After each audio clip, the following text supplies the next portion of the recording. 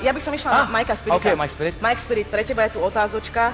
Pýtajú sa, asi to je na všetkých koučov, že či chodíte počas priamo prenosu na záchod. Áno, na záchode som stále. Chodím tam šnúpať marihuanu. A kvôli tomu ma chcú poslať do väzenia. Ja nie som hociaký feťáček. Ja som ten najväčší feťák a vôbec sa za to nehambím. Ako už som hovoril, tak najradšej marihuanu šnupem. Ale vôbec nepohrdnem aplikovať marihuanu vnútrožilné. Mám na ruke viac vpichov, než koľko mám na konde teplých sentimentálnych pesničiek. Vôbec nechápem, prečo si ľudia myslia, že drogy sú zlé. Drogy sú to najlepšie, čo nám Boh daroval. Leoši, ty sám moc dobre vieš, aké sú drogy super.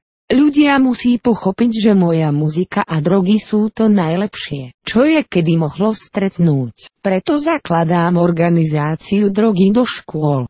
Ide o to, že deti budú šnúpať marihuanu a počúvať moju muziku a tak z nich vyrastú dobrí ľudia. Ja sám chodím po Bratislave a rozdávam moje podpísané CDčka a čisté injekčné striekačky.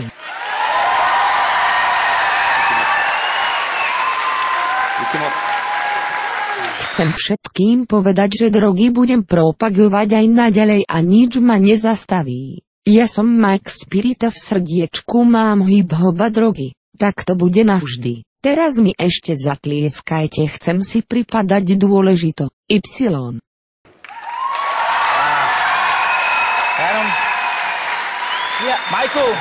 Majku, ja viem, že